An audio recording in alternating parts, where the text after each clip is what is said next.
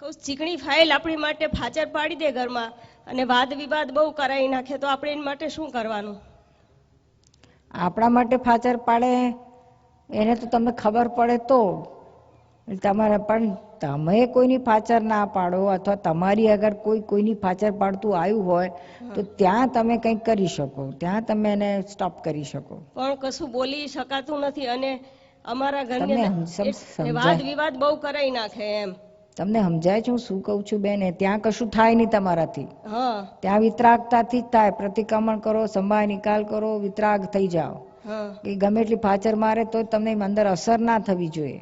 પણ કુટુંબ આપણું છીન ભિન્ન કરી નાખ્યું એમ. શું છિન્ન ભિન્ન કરવાનું? વ્યવસ્થિત ની બહાર કે કશું કોઈ કરી શકવાનું છે? એટલે કહેવાનો મતલબ એમ કે છોકરાને બહુ જુદા કરી નાખ્યા અને અમે અત્યારે મા દીકરી બે જ છીએ. તો શાંતિથી રહો ને. પણ ઝઘડા કરાવે એનું શું કરવાનું? હવે જુદા થઈ ગયા, હવે છે ને ઝઘડા, હવે પ્રતિક્રમણ કરવાનું, બીજું કશું કરવાનું નહીં. એટલે મનમાં બહુ દુઃખ થાય છે એમ. એ દુઃખ થાય છે, ઘોર અજ્ઞાનતા છે. તો એની માટે શું કરવું? મને અજ્ઞાનતા વિનંતી કરું છું કે મને આશીર્વાદ એવા આપો કે જેથી કરીને હું આમાંથી નીકળી શકું. આ બધા આ બહેરાઓની માન્યતા જ બહુ ખોટી છે. નિરૂપા કે આશીર્વાદ આપે ને મારું કલ્યાણ થઈ જાય, એવું અને પોતાને કશું કરવું નથી. આ દરેક જણ આમે મારી તમારા માટેની આ ફરિયાદ છે. દરેક જણ કે તમે કંઈક આશીર્વાદ આપો અમારું કંઈક થઈ જાય. એટલે પણ તમારે શું કરવાનું? તમારે પુરુષાર્થ નથી કરવાનો, આજ્ઞા નથી રહેવાનું. વ્યવસ્થિતની આજ્ઞા ક્યાં જતી રહી? ફાઇલો છે, સમય નિકાલ કરવાનો. છોકરા બહુ છૂટા થઈ ગયા તો વ્યવસ્થિત, આજે નહીં ગમે ત્યારે થવાના જ હતા. અને તમને તીસરાની ભૂલો દેખાય છે. દાદાનું જ્ઞાન ના પાડે, તમે તમારી ભૂલ જુઓ. ના, એટલે આજ્ઞામાં તમારી ભૂલ, તમારી ભૂલ એ જો આજ્ઞામાં હું હજુ તો નથી બરાબર. લ્યો એમની એટલે આમ એમ સમજુ વ્યવસ્થિત છે પણ ઘણી વાર દુઃખ થઈ જાય મનની. એટલે એનો અર્થ કે તમે નથી સમજ્યા આજ્ઞા. હા, બરાબર. શું બરાબર? એમની એટલે દુઃખ અંદર મનથી થાય છે એમ ઘણી વખત. એટલે પાછું એવું થાય કે નહીં દાદા કે છે બરાબર, પછી પાછું ચૂપ થઈ જવાય છે મનથી. બેન તમારું નામ શું છે? ગીતાબેન. ક્યાં રહો છો? ગાંધીનગર. ગાંધીનગર રહો છો? સત્સંગમાં ક્યારથી આવો છો? 6 સેક્ટરમાંથી. ક્યાંથી નહીં, ક્યારથી? કેટલા વખતથી આવો છો? વર્ષથી. હજી તો જ્ઞાન લીધું. જ્ઞાન લીધું વર્ષ જ થયું છે. તમે ત્યાં સત્સંગમાં જાઓ છો ગાંધીનગર? હા. રેગ્યુલર જાઓ છો? હા, હમણાંથી જાઉં છું. હમણાંથી એટલે ક્યારથી? એટલે 6-7 મહિના થયા. તો બેન હજુ વાર છે તમારે. આજ્ઞામાં રહો, પછી આગળ વધો. ત્યાં સુધી માર ખાઓ, રડો, દુઃખી થાવ, બધું કરો. આજ્ઞામાં નહીં રહો ત્યાં સુધી કશું વળશે નહીં. આજ્ઞા એટલે આજ્ઞા, વ્યવસ્થિત એટલે વ્યવસ્થિત, પૂરું થઈ ગઈ વાત.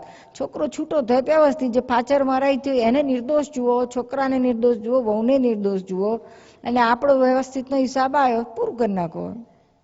તમને રોટલા ખાવા મળે છે કે નથી મળતા? હા, એ તો બરાબર છે. તો પછી બીજું શું જોઈએ તમારે? આટલો છોકરાનો મોહ છે એટલે રડો છો? મોહ તો હવે નથી. તો પછી શું એનું દુઃખ છે? તો પછી હા, તો શાનું દુઃખ? એટલે એમ કે સમાજમાં એવું થાય ને કે એક છોકરો છે ને જુદો થઈ ગયો એમ. ઓહો હો હો, આ તો એથી વધારે ભૂંડું કહેવાય. જો આ સમાજનું હોય તો પછી છોકરાના માટેનો મોહ તો કેટલો બધો હશે બેન, તમને ખબર નથી પડતી બેન. સામાયિકમાં બેસીને જોજો. દરરોજ સામાયિક કરો છો કે નથી કરતા? હા, રાતે કરું, બેસું થોડી વાર, પછી ઊંઘી જાવ? ના, એટલે એમ તો 11:30 સુધી બેસું છું, 10 વાગ્યાથી. તો પછી કરો છો શું સામાયિકમાં? એટલે ઘણી વાર તો આમ એકદમ નિર્મળ થઈ જાવ, એમ થાય કે હું જ છું આત્મા, એવી રીતે બહુ આમ શાંતિ બહુ જ લાગે ઘણી વાર એમ. અને ઘણી વાર પેલું થઈ જાય પણ પાછું એમ શાંતિ લાગે કે નહીં, હું આ બધા શુદ્ધ આત્મા છે, વો દીકરી બધા શુદ્ધ આત્મા. બધાને નિર્દોષ જોવાનું ચાલુ કરો બેન. કોઈ દોષિત નથી. ફાચરમાં નર દોષિત નથી, અને છોકરો દોષિત નથી, વહુ દોષિત નથી. બરાબર, બધા નિર્દોષ છે. મને આ બધા દોષિત દેખાય છે, મારી ભૂલ છે ને એમાંથી નીકળો બહાર. File number 1. સત્સંગમાં આવું ને તો ચીકણી ફાઇલ હોય ને એને એમ થાય કે બીજે ક્યાંક જતા હશે, એટલે એ લોકો અહીંયા પાછા જોવા આવે એવું મને એકવાર એ મળી ગયા ને તો પછી મને એવી થોડીક શંકા લાગે એ એમ. તમારી શંકા તમારે આત્મહત્યા કરાવનારી વસ્તુ છે. આયા તો આયા, જોવા આયા તો શું વાંધો છે? તમે ક્યાં ખોટું કરતા હોય તો તમને પ્રોબ્લેમ છે ને. ના એટલે આવ્યા હતા હું તો ખરા પણ સારું ને આવીને જોઈ જાય તો સારું કે તમને એ લોકોને શંકા હોય તે નીકળી જાય. આ તમે સીધું જુઓ ને ઊંધું શું કરવા જુઓ છો? તમારી જ ભૂલ છે બેન. ના એટલે મને એવું નથી થતું, મને તેમ થાય કે હું સાચે રસ્તે જ જાઉં છું એમ. બસ તો પછી એને જે કરવું એ કરવા દો, તમને શું વાંધો છે? જય સચિદાન. જય સચિદાન.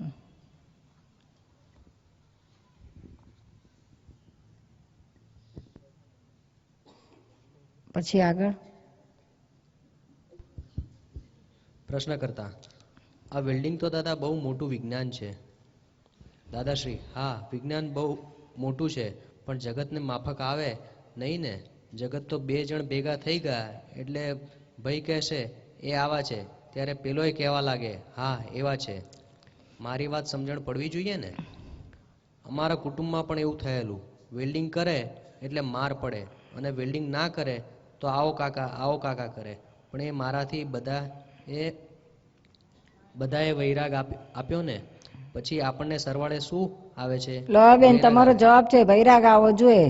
આપણને આવું કરે તો આપણે વૈરાગ આવવો જોઈએ. આત્મામાં વધારે રહેવાનું થવું, વધારે ઘૂસવાનું, આત્મામાં જ રહેવાનું, કશે રહેવા બહાર નીકળવાની જરૂરત જ નથી. આવું. અને આ દાદાની વાત પોતાના માટે છે. પોતે કંઈક ફાચર મારતો હોય તો તે સમજવા માટે છે, એમાંથી છૂટવા માટે છે. અથવા તો કોક ફાચર મારતો હોય, આપણને ફાચર મરાવતો હોય તો ત્યાં જાગૃત રહે. જ્યાં આપણું ઇન્વોલ્વમેન્ટ ડાયરેક્ટ ઇનડાયરેક્ટ છે ત્યાં આગળ આપણે ઉપાય છે. પણ આપણે ડાયરેક્ટ કોઈ આપણને હેરાન કરતું હોય, એવી રીતે તમે કહો છો એમ બેની વચ્ચે ફાચર મારીને, તો એને તીસરી વ્યક્તિને આપણે શું કરી શકવાના છીએ? એના પર આપણો કોઈ જ અધિકાર નથી, કોઈ રસ્તો નથી. ત્યાં આગળ આપણે આપણા હિસાબ છે, વ્યવસ્થિત છે અને નિર્દોષ એમ કરીને તમે આને પાર નીકળી જાઓ. ને નિર્દોષ જોઈને એના માટે ભાવ બગાડ્યા વગર અને પ્રતિક્રમણ કરો જો ના સમજાય તો. આ બધાને માટે છે. આવું તો બધાને ક્યાંક ને ક્યાંક થતું જશે, આવું નાનું મોટું. કે આણે મને આમ કર્યું, આને મને તેમ કર્યું, આના લીધે મારું આવું બગડ્યું, તેના લીધે મારું આવું બગડ્યું. એવું ડગલે ને પગલે થતું હોય છે. આણે આવું કર્યું એટલે મારું બગડ્યું, પેલાણે આવું કર્યું એટલે મારું બગડ્યું. કેટલી વાર તો એટલી બહેનોની તો મેં ત્યાં સુધી જોયું છે, પોતાની જાતે ને જાતે જ વહેમાય, જાતે ને જાતે જ ઊભું કરે. કશું ના હોય ત્યાં તો છતાં પોતાની જાતે બુદ્ધિ લડાડે ને પોતાની જાતે આવું આણે ફલાણીએ આવું કર્યું છે એટલે મારા દિયરે મને આવું કહ્યું, ફલાણાને આવું કર્યું હશે, મારી સાસુને ચડાવ્યું છે એટલે મારી સાસુ આવું કરે, કે આ વહુના પિયરીઓ એને ચડાયા હશે એટલે મારી વહુ આવી મારી જોડે આવું કરે છે.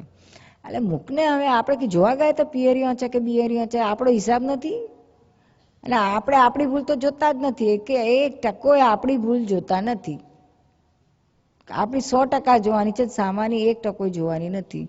ત્યાં આ જો તૈયારી હોય તમારી તો આ અક્રમ વિજ્ઞાનમાં આગળ વધજો. નહીં તો આપણે અક્રમી કે જે કંઈ હતું એ ખોટું નથી, ત્યાં પડ્યા રહેવામાં વાંધો નથી. મજા કરો ત્યાં શું વાંધો છે? લોકોના દોષો જુઓ, કકળાટ કરો, રડો, કૂટો માથા, જે કરવું એ કરવાની છૂટ છે ત્યાં. અહીંયા નથી છૂટ. તમારે આપણે મોક્ષે જવું હોય તો આ છૂટ નથી કોઈને. આટલી 1 સેન્ટ પણ છૂટ નથી. એમાં કોઈના દોષ જોવાની તો જરાય નથી.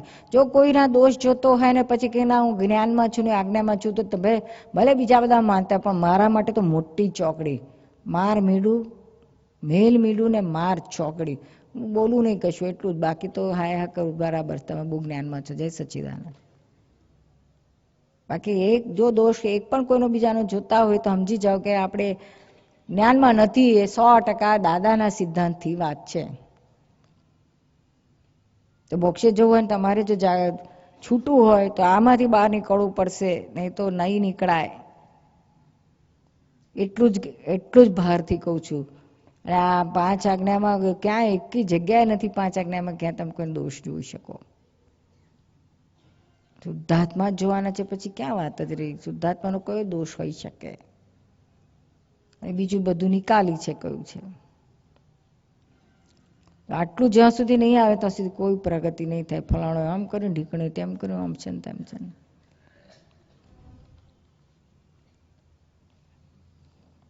આજની સામાયિકમાં બધા આજ જોજો, આ ફાચરો આપણે ક્યાં મારીએ છીએ ને આપણે કોણ મારી જાય છે, અને આજે કોઈ ફાચર મારનારો હોય છે એના માટે આપણને કેટલું દોષ દેખાય છે એના. ખાસ બધા જોજો આજની સાંજની સામાયિક રાત્રે કરવા બેસો ત્યારે. આજે કરવું છે સામાયિક કે પછી ઊંઘી જવું છે? થાક્યા પાક્યા તો હુઈ જજો, વાંધો નથી. બહારગામથી આવેલા બધા સમંદર સિટી વાળાને તો વાંધો નથી, એ તો ઊંઘ્યા જ છે. પાછી બહારગામથી આવ્યા છે તેની વાત કરું છું. વિઠ્ઠલભાઈ, તમારા આખી રાતનો પૂજાગરો, મુંબઈ વાળાનો જાગરો, હુઈ જવું છે કે સામાયિક કરવી છે? કોને કોને કરી છે હાથ કંચા કરજો. બધાને કરી છે તો પછી ફાચર ઉપર કરો, વેલ્ડિંગ ઉપર.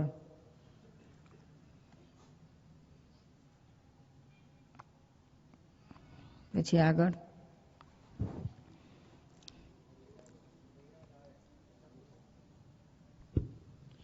વૈરાગ આવે, નહીં તો વૈરાગ તે આવે જ નહીં ને.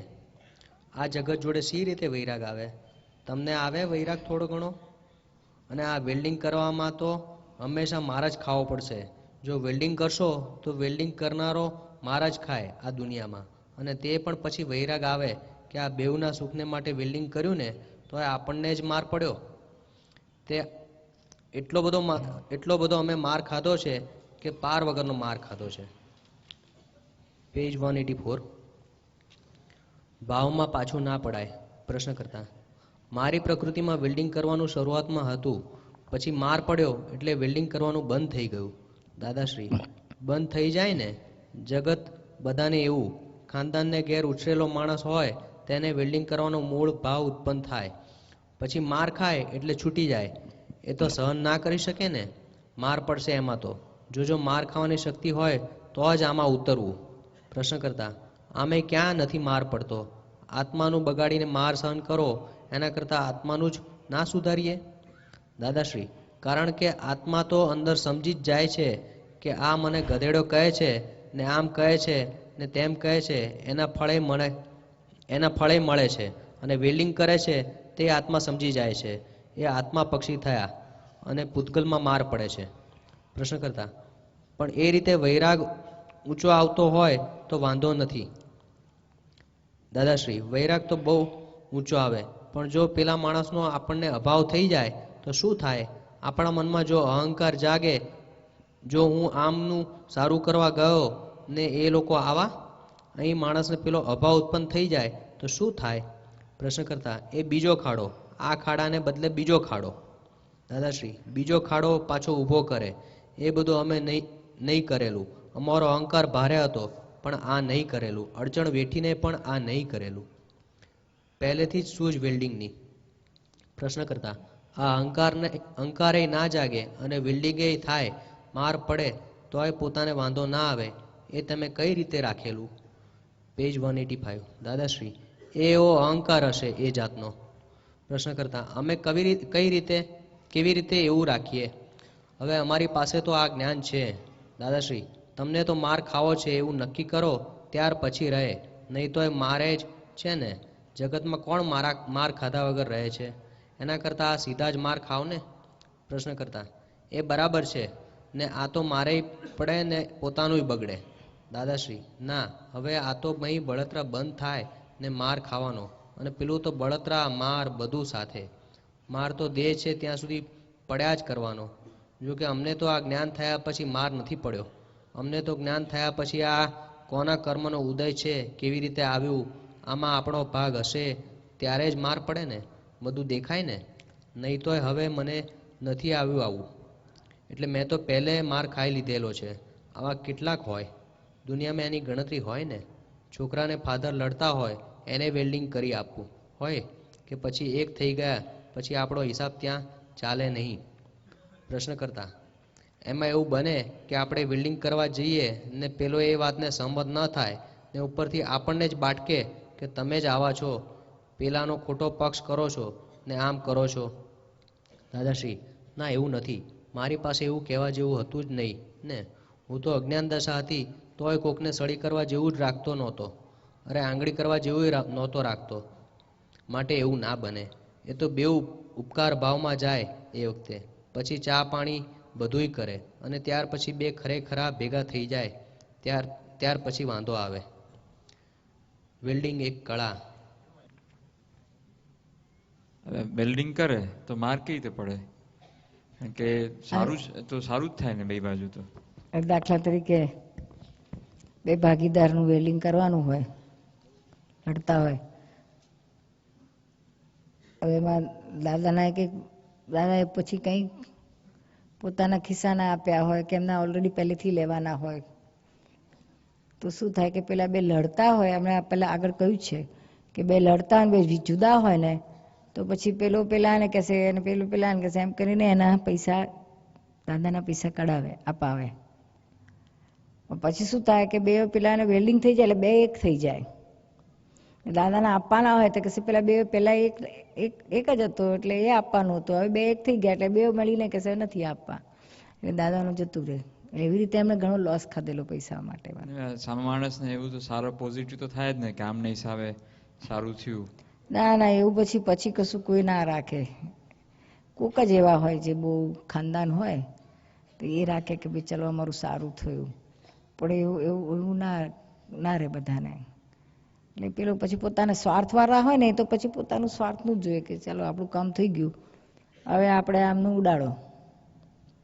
એવું ઘણી વાર થયેલું એમને. બધાને એવું ના થાય ને. હે? બધાને એવું ના થાય ને.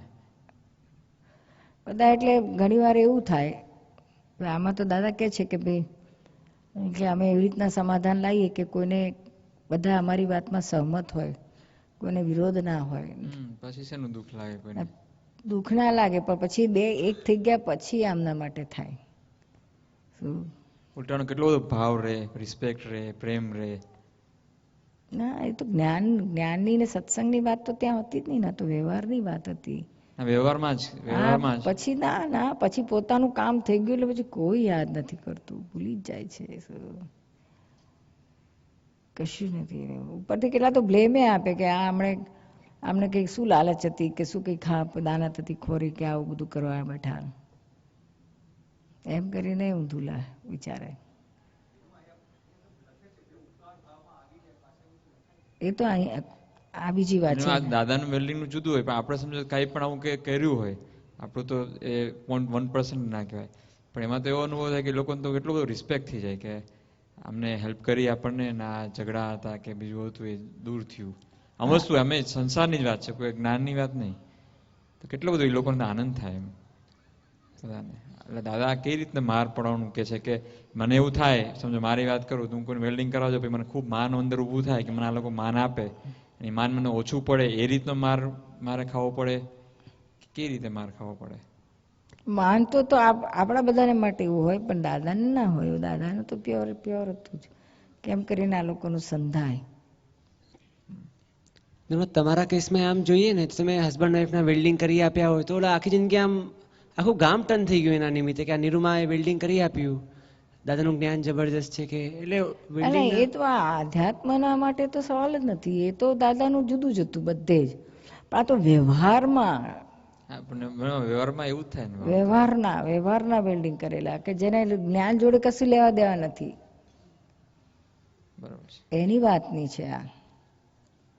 જ્ઞાન જાડે લેવા દેવા વાળા નતો તો દાદાને પરમાત્મા દેહધારી પરમાત્મા. ઓવરઓલ એવું લાગે વેલ્ડિંગ કરનાર તો ઉપકાર આખી જિંદગી ના ભૂલે, એટલું બધું નથી એવું દીપક. હવે જ્ઞાન આપ્યા પછી પણ ઉપકાર બધા ભૂલી જાય છે એનો જ્ઞાની ના, તો પછી આ તું વેલ્ડિંગ ની ક્યાં વાત કરસ?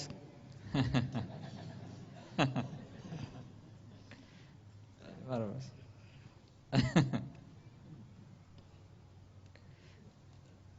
આમાં આગળ કહે છે ને કે બેવની પાસે મારી કિંમત ક્યાં સુધી હતી, બેવ વટવાટ કરતા હોય ને. હા, એ બીજો પોઈન્ટ છે. તો હું આની પાસે જાઉં ને એટલે પેલાનું ઊંધું બોલે. માનની વાત, એ માનની વાત હે ને. એટલે આ માર્કે છે, હું એક કદાચ એવું લાગે કે આ માર્કે છે, કારણ કે આપણે માનતું ઊભું થાય. આ તો ખરું જ, આ તો બહુ ગૌણ છે, પણ પેલી રીતે બહુ એમને પૈસાનો બહુ માર પડેલા અમને. પૈસાના માર પડે એ જુદા. એ વાત 2-3 વાર કહ્યું એમને, પૈસાના બહુ માર પડેલા. બરોબર. આ માનના તો પડે, સવાલ જ નથી, એવરી વેર પડવાના. પણ માનના પડે બહુ એમ. પણ હવે એ તો જવા દે, એમાં તો આપણે ચલો ઠેકાણે આયા. પેલું પૈસાનું શું પેલા પછી ત્યાં જ્ઞાનથી પછી જવા દે કે વ્યવસ્થિત ચાલો. એમ તો જવા દીધેલું ને બધું આખી જિંદગી. હા, બધું જવા દીધું, જાણીને જવા દીધું છે. દાદાના જે વેલ્ડિંગ તમને બહુ ટચ થયા હોય એવા કોઈ? ઘણા બધાના, એટલે વ્યવહારના વાત કરું છું. આ આધ્યાત્મ જ્ઞાનથી અમે બધાના કરી આપ્યા હોય એવા તો કેટલાય હસબન્ડ વાઈફના છે, કે બાપ દીકરાના છે, ભાઈઓ ભાઈઓના છે, એવા તો ઘણા કરી આપ્યા છે. તે આપણે તો કોમન, આપણે બધા થતા જ હોય છે, નથી થતા હોય એવા તો બહુ થયેલા હોય છે જ્ઞાનના પ્રતાપે. ને પછી 1 to 1 વાત કરે એમાં તો ઘણું બધું નીકળી જાય. શું પણ આ જેને વ્યવહાર જ્ઞાન સાથે બંને વ્યક્તિને જ્ઞાન સાથે કશું લેવા દેવા નથી. જ્ઞાનને બાજુએ મૂકો કે છે, જ્ઞાનની વાત જ નહીં, પણ આ વ્યવહારથી જ સોલ્યુશન લાવવાની વાત હોય. દાદા પોતે જ્ઞાનમાં રહે જુદી વસ્તુ છે, પણ પેલી લોકો જોડે તો વ્યવહારથી જ પ્યોર એવા થયેલા છે ઘણા.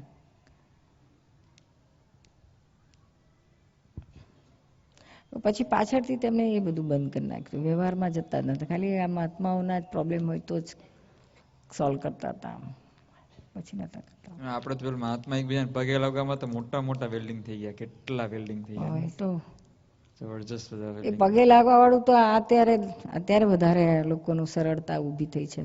બાકી દાદાના વખતમાં કોઈ પગે બગે લાગતું જ નહોતું ને, જાહેરમાં આવતું નહોતું, મુઠ્ઠી બંધ જ રાખતા હતા.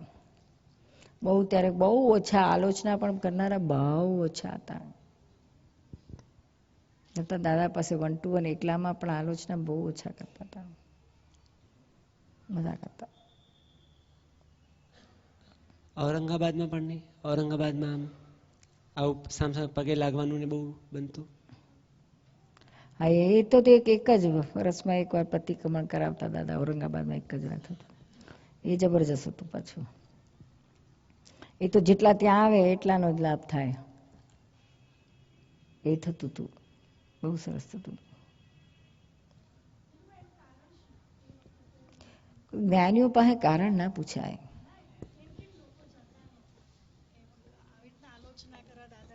શું દાદા પાસે આવી રીતે આલોચના કરવા એ વખતે જેમ અત્યારે 1 to 1 અમારું ને તમારું હોય છે એવી રીતે ઓછું થતું હતું, એમ તમારું કહેવું છે ને? એટલે એ ટાઈમના એનું લોકો, કારણ શું હતું? એ ટાઈમના લોકો જરાક આમ શું કહેવાય, એટલે ઓપનનેસ નહોતી, સંકુચિત હતા. અત્યારે જેમ જેમ આ લોકો જેમ ડેવલપ થતા ગયા, ભણતા ગયા, ત્યારે તો અમારા એ જમાનામાં તો ટીવી પણ ક્યાં જોતું હતું કોઈ, બરાબર.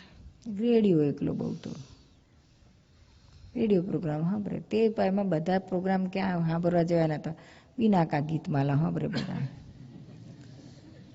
કશું કમ્યુનિકેશન હતું જ નહીં, ટેલિફોન નહોતા, ટીવી નહોતું, કમ્પ્યુટર નહોતું, ઇન્ટરનેટ કશું. આ બધા ટેકનોલોજી આ ઘણું બધું લોકોને બ્રોડ માઇન્ડેડ કર્યા છે, ઓપનનેસ આણી છે ઘણું. એક બાજુ થોડું લોસે થયો છે, ત્યાં બીજું અમુક ફાયદો એ થયો છે, દ્રષ્ટિ થોડીક વિશાળ થઈ છે, ખુલ્લા હૃદય થયા છે. પેલું ખડૂસપણું ને એ બધું નથી રહ્યું. શું વેર ઝેર એ બધા ઘણા ઓછા થઈ ગયા છે. નિરૂમા, વેલ્ડિંગનું કહ્યું ને તો કીર્તિદાન એક પ્રશ્ન એ થયો કે ઘણીવાર આપણે આમ વેલ્ડિંગ કરાવી જઈએ બે જણને, પછી એમ થાય કે જો એ બે ભેગા થઈ ગયા ને હું જુદી પડી, પછી આપણું મહત્વ ઓછું થઈ જાય, એટલે અંદરથી એવું ઊંચું નીચું થાય. નથી કહ્યું છે જ ને દાદાએ. એટલે વેલ્ડિંગ કરતાં પહેલાં રાખવાનું કે આવું થવાનું, આપણે જુદા પડી જ જવાના. પણ આપણે તો આનંદ એનો લેવાનો કે આ બે તો ભેગા થઈ ગયા ને, જેને પ્રોબ્લેમ હતા એ લોકો ભેગા થઈ ગયા, આપણે તો કશું હતું જ નહીં, બરાબર છે, આપણે છે ત્યાં જ છે, બરાબર છે. એ આપણું માન, જેલસી. પછી ભાવ ના પૂછે દાદાને, પછી આપણો ભાવે ના પૂછે લોકો. આપણે ભાવ પૂછાવા માટે નતા કરતા, આપણે એનું સારું થાય, ભલું થાય, લોકો સંસાર સારો થાય, હેપી રહે, એના માટે. પછી આગળ વેલ્ડિંગ એક કળા. પ્રશ્ન કરતા, પણ અમને વેલ્ડિંગ કરતા ના આવડે તો ઊંધુંય થાય. પેજ 186. દાદાશ્રી, એ તો તમે એ લાયકાત ધરાવતા નથી. મારે એવું નહીં બનેલું. એ લાયકાત જરા કાચી હોય તો તો જ એવું બને, બાકી અમારે એવું બને નહીં. બધા એક્સેપ્ટ જ કરે. હું કહું કે આવું છે તો તે બધા એક્સેપ્ટ કરી દે. આ તમારે તો કચાશ દશામાં છે. કેટલીક વખત પોતાનામાં એવા કચાશવાળા ગુણો હોય અને સામાને શાંત કરવા જાય, સામાનું તૂટેલું સાંધવા જાય એટલે પછી પોતે બીજાની જોડે તૂટી જાય. એ બધી કાચી દશાઓ. હું તો તૂટું જ નહીં, કોઈ દાડો તૂટ્યો જ નથી કોઈની જોડે. કચાશ હોય ત્યાં સુધી પેલાને ઉગે જ નહીં ને. એટલે સામો માણસ તોડીને મજબૂત કરે તો વાત જુદી છે, પણ હું ના તોડું. હું બીડી ના પીતો હોઉં ને પેલાને કહું કે એ બીડી ના પીવાય એટલે પેલો એક્સેપ્ટ કરી દે. એવી શક્તિ હોવી જોઈએ ને. તમારે કોકની જોડે મિત્રાચારીમાં તૂટી જતું હોય અને તમે લોકોનું સાંધવા નીકળો તો તમારી મય શક્તિ જ કામ ના કરે ને.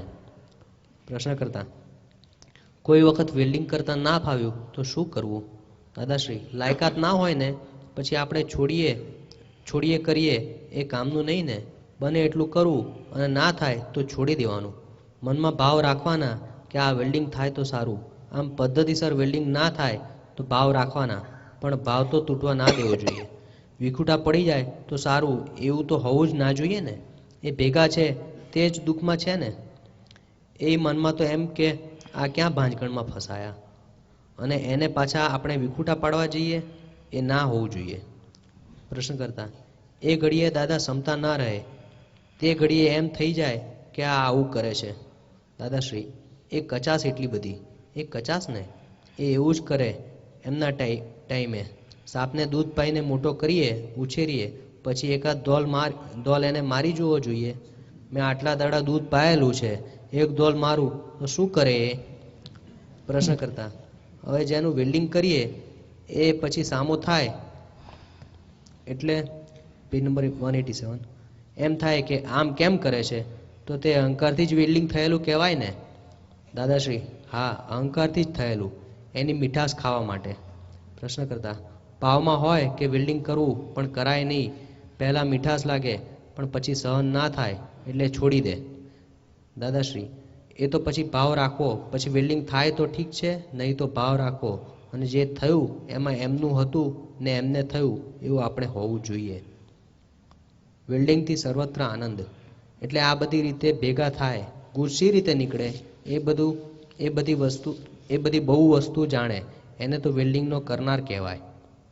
પ્રશ્ન કરતા આપનું જે વેલ્ડિંગ છે એ સૂક્ષ્મ લેવલનું હોય છે, લોકોના સ્થૂળ હોય છે.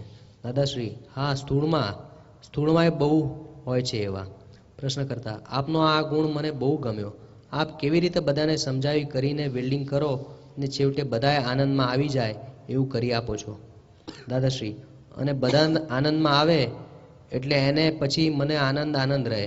વખતે કોઈનું મોઢું ચડેલું હોય તો તેને પહેલાં હું પૂછું કે શું છે, તે આમ છે તેમ છે, શા દુઃખે મોઢું ચડાવે છે? મરવાનું તો છે જ, તો જીવતા સારું આનંદમાં નહીં રહેવાનું? મરવાનું જ છે, તે દડે જોઈ લઈશું, પણ અત્યારે તો આનંદમાં રહેવાનું. એ તો વર્ષે 2 વર્ષ દુઃખમાં ના હોય ને પછી પાછા દુઃખમાં જ. આ દેહ જ એવો છે પૂતગલનો કે દુઃખ જ લાગે. દેહ માથું ચડે ત્યારે ના દુઃખ લાગે? ત્યારે જો દેહનું દુઃખ લાગે છે તો ધણીનું ના લાગે? પેજ 188.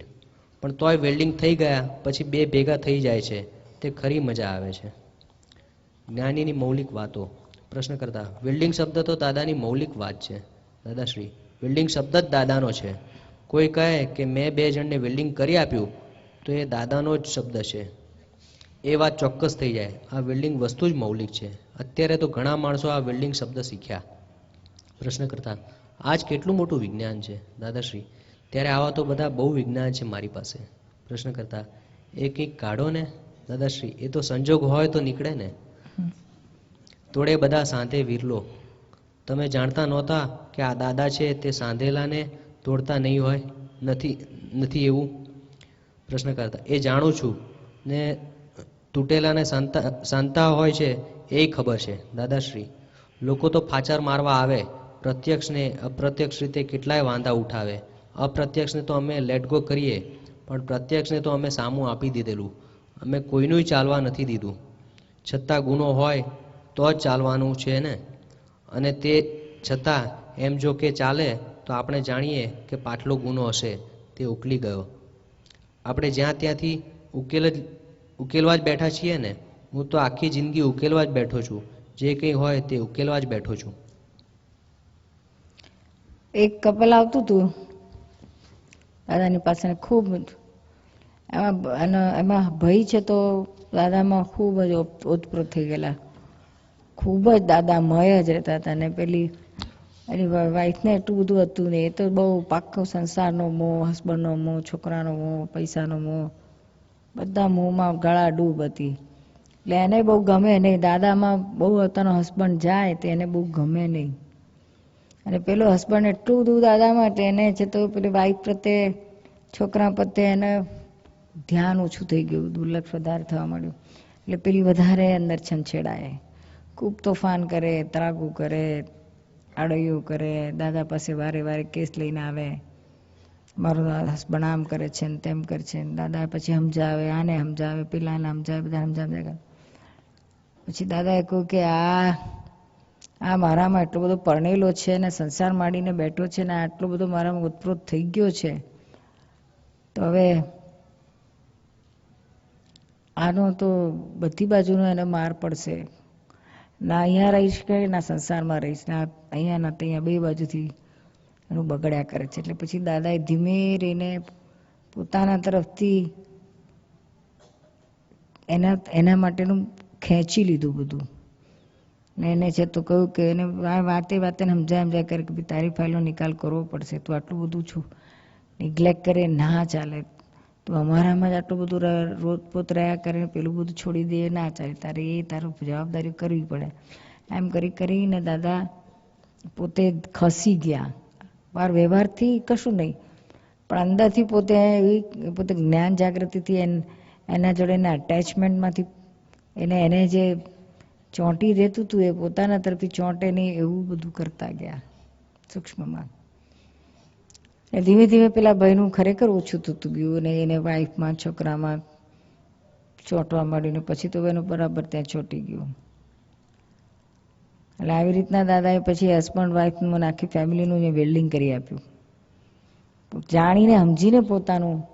પછી તો પહેલો તો દાદામાં ડાઉટ, ઓફકોર્સ ઘણું બધું એનું ઓછું, ઓલમોસ્ટ નીલ જેવું થઈ ગયું. અને એને વાઈફ જોડે બરાબર પછી સરસ રીતે ચાલી વાળું. તો જો કે વાઈફની કંઈ કમ્પ્લેનો કાયમ બંધ થઈ ગયું ના હોય તો બીજી કે ત્રીજી તો ચાલ્યા તો કરે, પણ સાવ જ પેલું ઊંધું થઈ ગયું હતું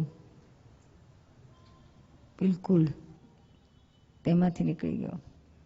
ને આવી રીતના પોતે ખસી અને પેલા લોકોને વેલ્ડિંગ કરી આપ્યું હતું.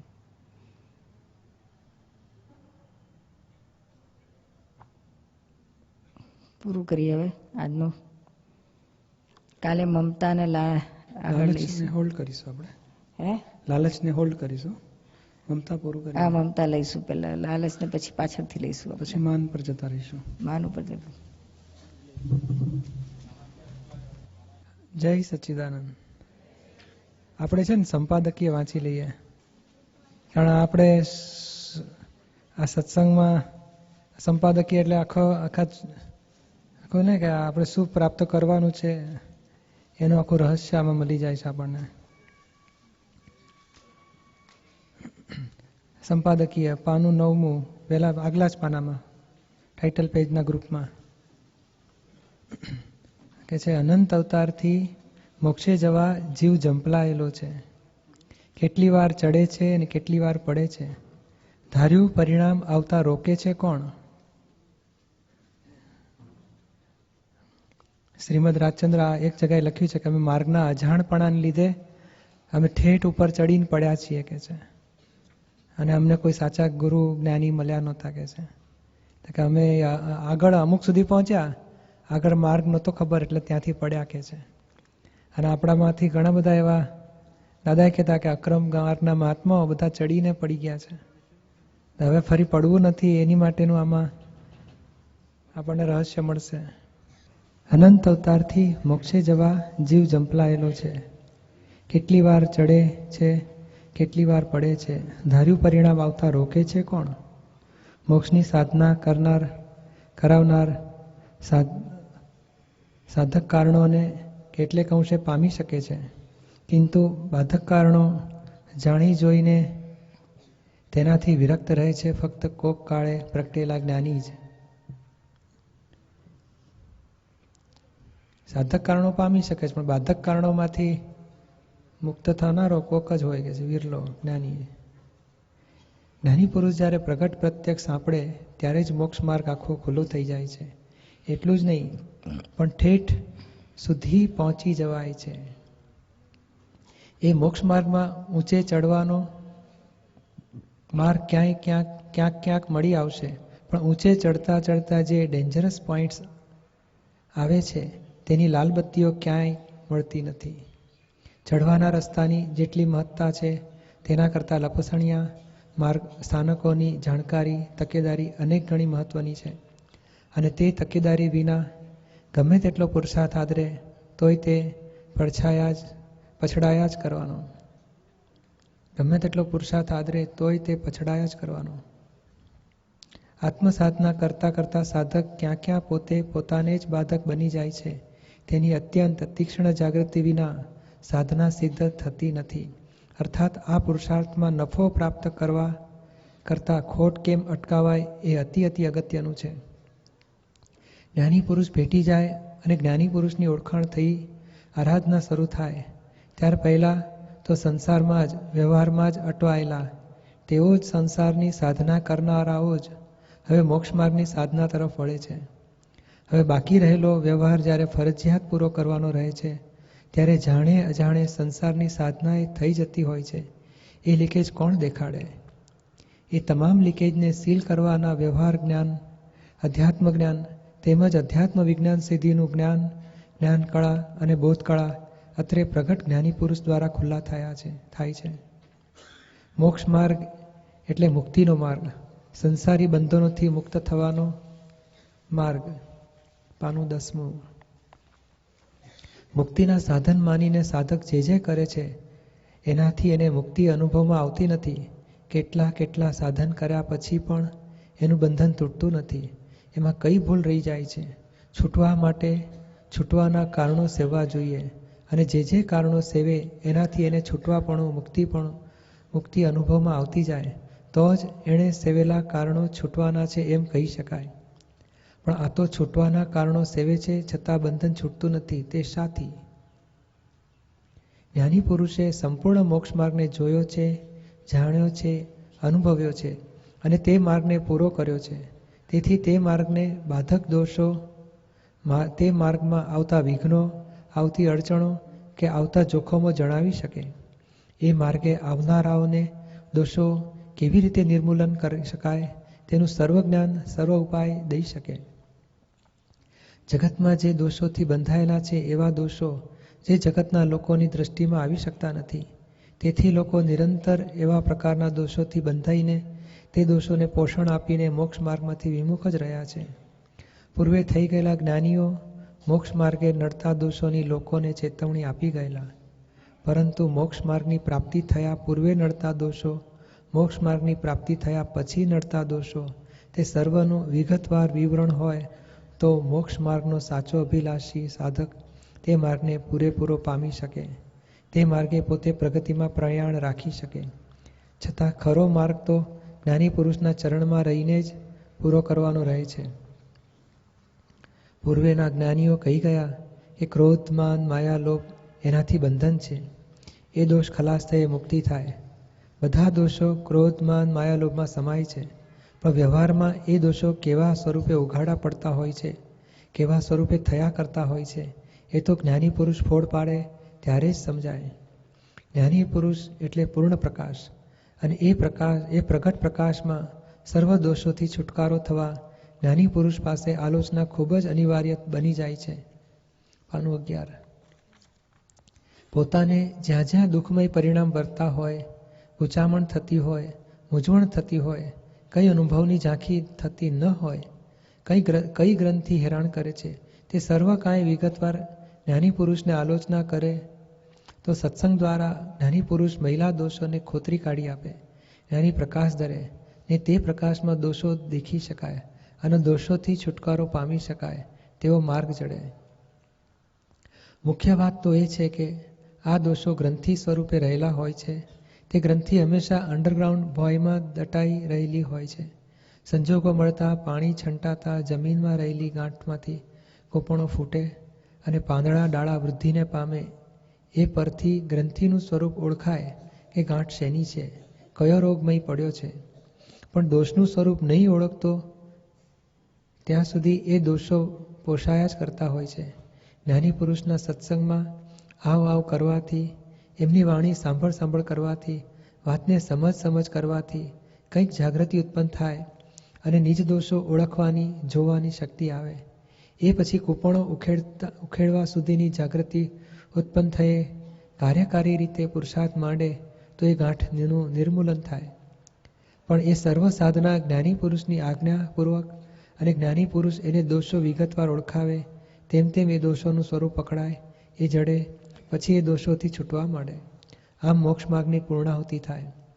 પ્રસ્તુત ગ્રંથમાં પ્રગટ જ્ઞાનાત્મ સ્વરૂપ સંપૂજ્ય દાદાશ્રીની વાણીમાંથી પ્રગટ થયેલા મોક્ષ માર્ગના બાધક કારણોની સુંદર તલસ્પર્શી હૃદયભેદી છણાવટ મોક્ષ માર્ગીઓની સમક્ષ થઈ છે.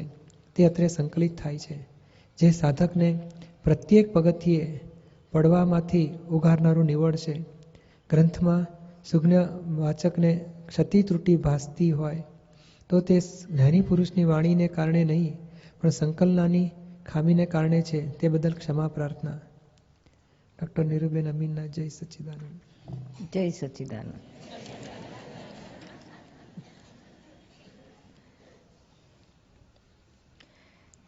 ખરેખર તો કાલે પહેલું વાંચવાનું હતું, પણ રહી ગયું. તો દીપકભાઈ યાદ કર્યું કે આ રહી ગયું કે છે, એટલે ખ્યાલ આવે કે આપણે શું આમાંથી મેળવવાનું છે. સાધના કરનારા સાધકો હોય છે, એને બાધક કારણોની ખ્યાલ ના હોવાથી સાધના કરતા એટલે શું છે, ચડતા પછડાય, દળીને કુદળીમાં વાળે એના જેવું થાય છે. એટલે જો આ જાગૃતિ હોય તો એ પછડાય નહીં, સતત જાગૃતિમાં રહીને એ બાધક કારણોથી અળગો રહે. એટલે બહુ સરસ દાદાએ આ બાધક કારણોની છણાવટ કરી. આવી ડે ટુ ડે લાઈફમાં સવારે ઉઠ્યા ત્યાંથી રાત્રે સૂતા સુધીનું જીવન, નાના જીવનના પ્રસંગોમાંથી આપણને ઘણું બધું જાણવા મળે છે કે કેટલી જગ્યાએ આપણે ક્યાં માર્ગમાંથી ચૂકી જતા હોઈએ છીએ, ભૂલાત્મા પદમાંથી ખસી જતા હોઈએ છીએ. આપણી ટાંકી ભરાયા કરે પણ પાણીને પેલા લીકેજ હોય ને 2-4 તળોમાંથી રોજ ખુશ થાય. આજે તો 3 કલાક સત્સંગ કર્યો, આજે 5 કલાક કર્યો, 2 શિબિરો ભરી, લીકેજમાંથી ખાલી થઈ ગયો હોય. આ લીકેજ બધા બંધ કરવાના છે. મમતા ને માન ને ગર્વરસ ને આડાઈ ને ધાર્યું કરાવવું ને જબરજસ્ત. આ ખોટ ના ખાય એની વધારે મહત્વતા છે. નફો તો સ્વભાવ જ છે, પોતાનો નફો થયા કરશે. તો આપણે આજે શરૂ કરીએ મમતા, પેજ 189. મમતા. શૈલેષ, તારે ગુજરાતી વાંચતા ફાવશે કે? હા તો વાંચ ચાલ. તું તો મહારાષ્ટ્રમાં ઉછરેલો ને, ઓછા પહોંચંટી હતી, તારે ફાઈ ગયો.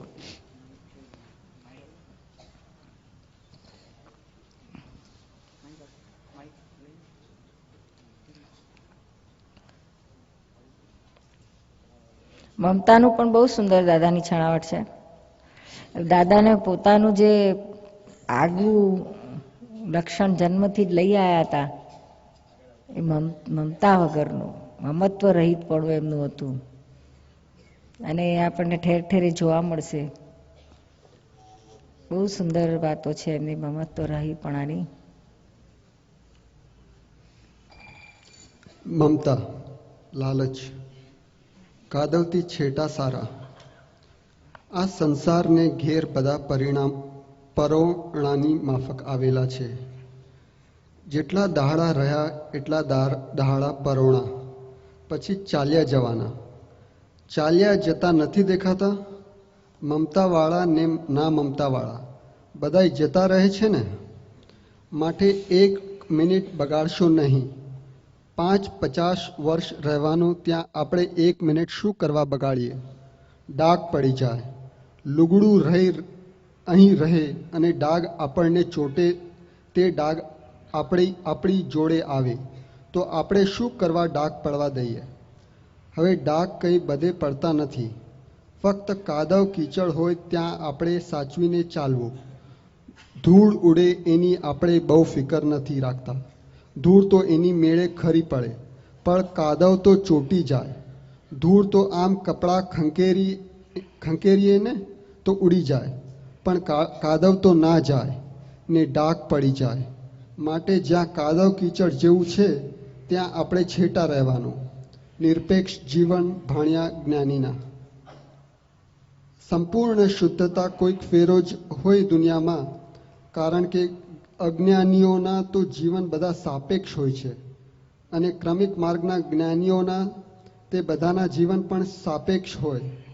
એક અમને ભગવાને અપવાદ રાખ્યા છે કે નિરપેક્ષ જીવન. હા, કોઈ જાતની અપેક્ષા નહીં એવું જીવન.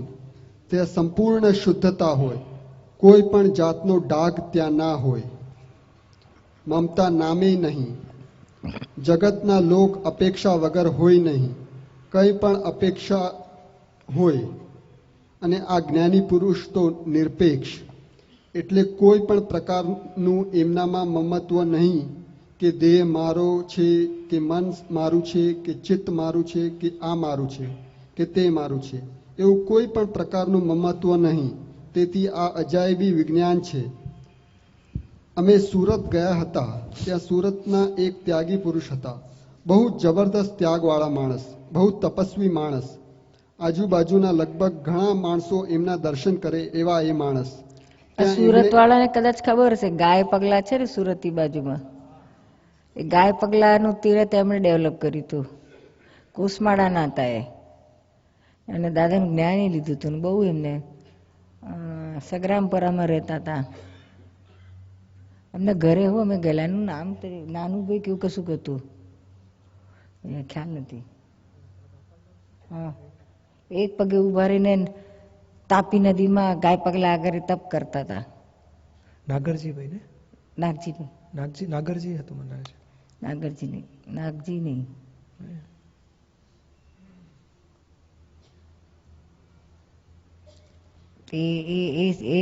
એમણે કહ્યું હતું દાદાને. પહેલી વાર મળ્યા ને કોસમાળામાં મળ્યા ત્યારે જ અમે જોતાની હાથે જ બોલ્યા હતા કે મેં ઘણા સંતો જોયા છે કે 200-400 200-300 જોઈ કાઢ્યા હશે કે છે, પણ તમારા જેવા મમતા રહિતની એકે મેં નથી જોયા. મમતા નથી દેખાતી, તમારી આંખોમાં મમત્વ પડું દેખાય છે. મમત્વ રહિતની દશા છે તમારી. એ વાત કરે દાદા ગાય પગલા વાળા. ત્યાં 3 દિવસ રહ્યા હતા દાદા. સત્સંગ કર્યો હતો ગાય પગલામાં. તાપીના એકદમ કિનારે આશ્રમ છે એમનો. રાખ્યો તો તારો નામ ભૂલી ગયું તું? એટલે મહારાજનું નામ યાદ નથી મને. તું નહોતો ત્યારે? ના, હું તો ત્યારે દાદાના વખતે નહોતો, પણ ગાય પગલા સત્સંગમાં ગયેલો, પણ એ પછી બહુ વિગત યાદ નથી. ના, ગયા એ તો બિચારા બહુ ઓલ્ડ હતા. આવશે ફરી. નાગરજી દાદાનું વાક્ય આમાં આવેલું, આમ એ નાગરજી દાદા. નાગરજી દાદા એવું દાદા એમાં બોલેલા, એ તપસ્વીનું નામ એવું બોલ્યા હતા. નાગરજી દાદા. હા બરાબર, નાગરજી ભાઈ રાઈટ. નાગરજી, નાગજી નહીં પણ નાગરજી. હા, નાગરજી. નાગરજી આપણા પેલા બીજા છે ને, પેલા સણિયાવાળા નાગર દાદા. નાગરજી આ નામ એ જ બોલેલા દાદા. વાંચવામાં આવેલું મારે. પછી આગળ ત્યાં એમણે આ બધા લોકોને શું કહ્યું કે જુઓ જુઓ આ દાદા કોણ છે. મમત્વ રહિત પુરુષ જોયા હોય તો આ એકલા જ જોયા. લગભગ 200 માણસોને હું મળ્યો છું, મોટા મોટા માણસોને, સંતોને, પણ એવા મેં એક પણ સંત ના જોયો કે જે કંઈ પણ મમતા રહિત હોય.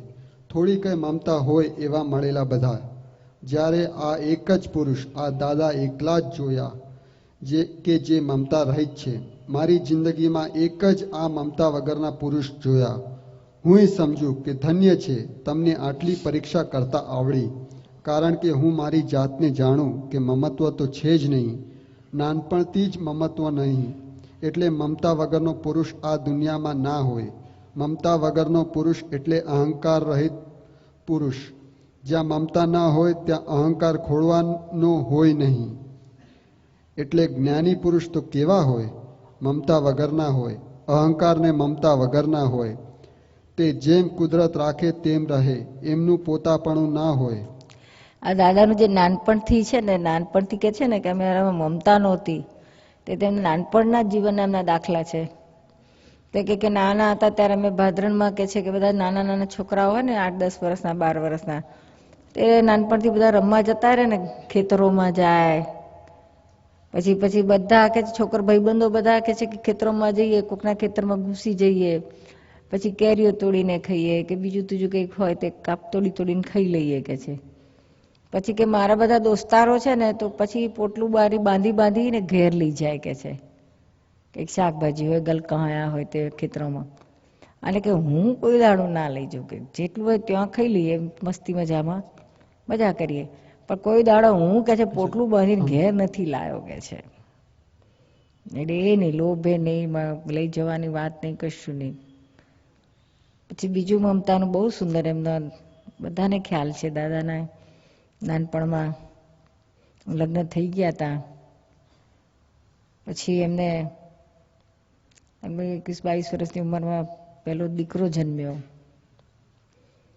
ત્યારે બધા ફ્રેન્ડ સર્કલને બોલાવીને હોટલમાં લઈ ગયા અને બધાને પાર્ટી આપી.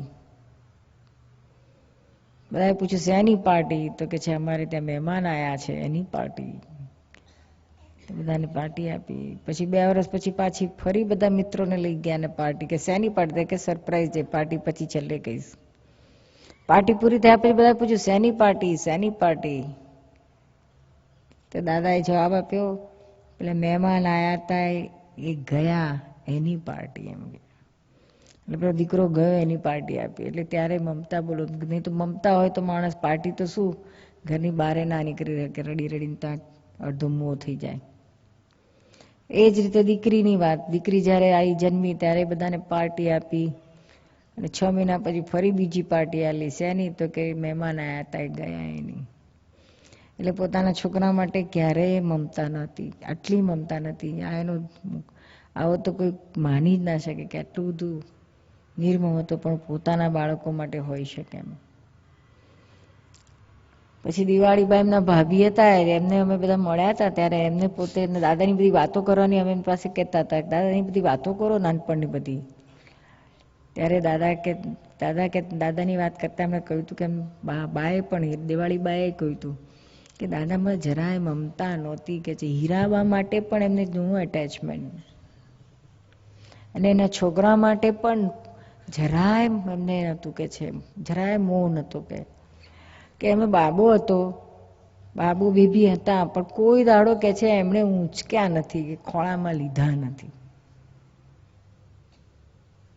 હામું જોયું નથી, કે છે મારા છે એવું લાગ્યું જ નથી, કે છે એમને સહજ બીજા બધા ઘરમાં હોય એવું આ ઘરમાં કશું વિશેષ નહીં. બોલો કેટલું બધું હશે જબરું. અને આપણે તો ખોળામાં લઈ લઈને એને હગ કરીએ ને કિસ કરીએ ને એને કચડી નાખીએ, એટલું બધું જોશથી દબાઈ નાખીએ, મારું મારું મારું. છોકરાને કરી, છોકરાના છોકરાને એથી ડબલ કરીએ. લ્યો કેવું છે આ જ્ઞાનીઓના લક્ષણ. આ તો જોવા ના મળે, આ તો ક્યાંય જોવા ના મળે. શું આ તો આ ઉઘાડું જીવતું જાગતું જ્ઞાનીઓ કેવા જન્મથી નાનપણથી જ આવા બધા ઊંચા લક્ષણો હોય. એમાં મમતા જ નહીં, એમ કે પોતાની જાત માટે પણ નહીં, ફાઇલ નંબર 1 માટે પણ એમને ક્યારેય એટેચમેન્ટ, મમતા કોઈ દિવસ નહીં. કે એમને જાતના કંઈ ઠાઠો કર્યું હોય કે કશું નહીં. ઘણી વાર હું બહુ શિયાળો આવ્યો હોય ને પછી ચામડી ફાટી જાય ને તો હું જરા કોલ્ડ ક્રીમ લગાડવા જાઉં તો આમ હડસેલી નાખે, આમ કે નહીં. અને આપણા તો થપેડા કરીએ તોય મું ચામડી તો ફાટતી જ હોય.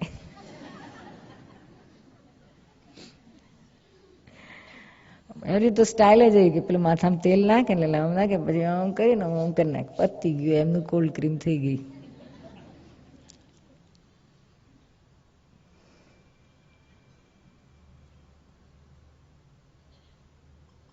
દેહાદ્યાસ તો ક્યારેય નહીં. શરીરને ગમે એટલી તકલીફ થતી હશે ને, છેલ્લા દેહ છૂટ્યો ત્યાં સુધીની અમને થ્રુ આઉટ, નીરુબેન તો 20 વર્ષ જોડે જોડે રહ્યા હતા, રાત દિવસ જોયું છે. 20 વર્ષમાં ક્યારેય એમણે શારીરિક કમ્પ્લેન કરી નથી કે મને આ થાય છે, કે મને આ દુખે છે, કે મને આવું કરો ને.